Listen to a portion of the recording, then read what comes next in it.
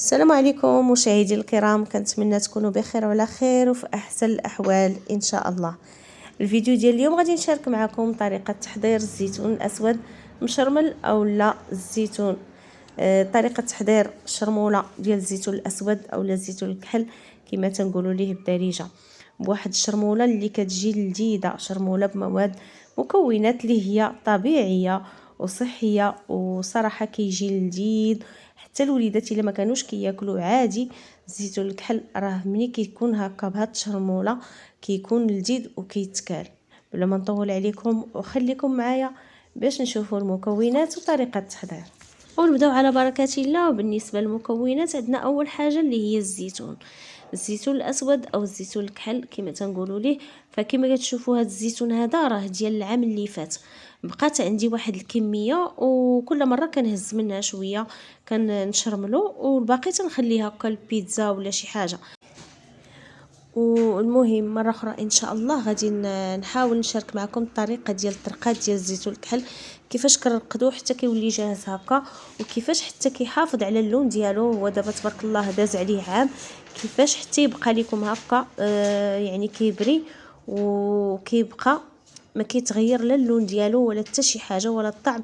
واخا يبقى عام كاين لا في الثلاجه لا في حتى حاجه، كنخليه في واحد الاناء، برميل سواء شي حاجه، وكنضيفوا عليه واحد شويه الزيت. هذا الشيء من بعد ما كيترقد وما كيوجد، كنضيفوا عليه واحد شويه الزيت البلديه باش كيتلبس بهذيك الزيت البلديه، هي اللي كتخليه كتحافظ عليه وحتى هو كيطلق شويه ديال داك المرجان ديالو. انا دابا فاش درتو لكم في البانيو راه حتى صفيتو بديك المغرف ديال الصفايه، اما هو تبارك الله راه طالق ديك الزويته ديالو مع داك الزيت اللي كنضيفوا عليه.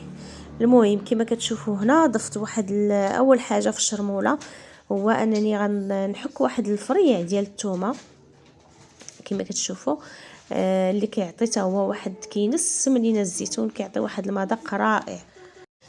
وكما كتعرفوا الثومه راه يعني مفيده للجسم، كتقوي المناعه وكذلك مزيانه في هذا البرد. صافي هنا كما كتشوفوا من بعد ما ضفنا الثومه غادي نضيفوا واحد تقريبا شويه ديال معدنوس مقطع. انا درت هنا 2 معالق كبار، يعني كل واحد يدير القياس اللي بغا وعلى حسب الكميه اللي عندكم ديال الزيتون، يعني عينكم ميزانكم.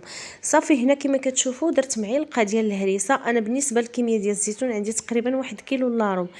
هنا درت معلقه ديال الهريسه الحاره كما كتشوفوا، وهنا عندي معلقه ديال الزعتر. الزعيطره هذا الصراحه صافي كناخذ هاد الزعيطره كنحكها بين يديا وكنديرها حتى هي في الزيتون. عارفين المذاق ديالو ما شاء الله كيجي زوين، وتا هو عنده فوائد كثيره.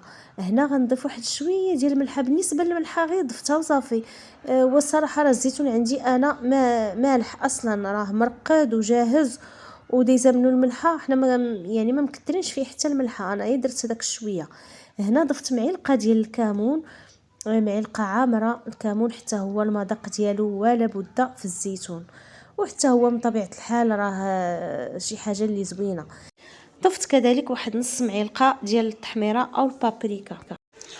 وبالنسبه لزيت الزيتون فانا ما نحتاجش انني نديرو، ضفت فقط معلقه كتذكير بالنسبه للناس اللي عاد وجدوا الزيتون ومازال يعني ما داروش فيه الزيت، يعني في المرحله الاخيره، حيت انا الزيت درته في الاخر من بعد ما وجد لينا الزيتون ديالنا وطاب، عاد درت هذاك زيت الزيتون كطريقه ديال الاحتفاظ.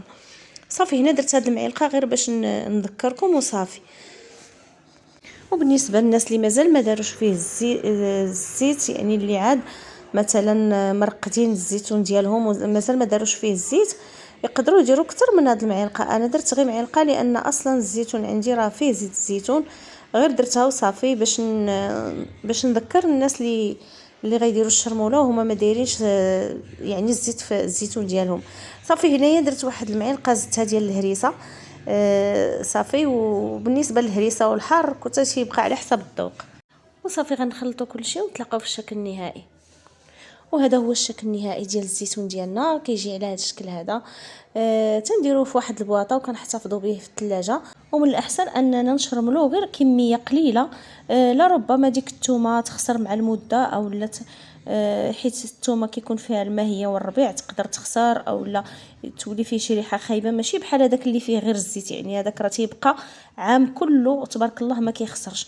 هادشي اللي كاين. كنتمنى ان هذا الفيديو نال الاعجاب ديالكم، وإلا عجبكم ما تنساوش ديروا لايك فضلا وليس امرا، وإلا كنتوا اول مره كتزوروا القناه ضغطوا على زر الاشتراك وفعلوا الجرس باش توصلوا بكل جديد، والى اللقاء في فيديو قادم ان شاء الله.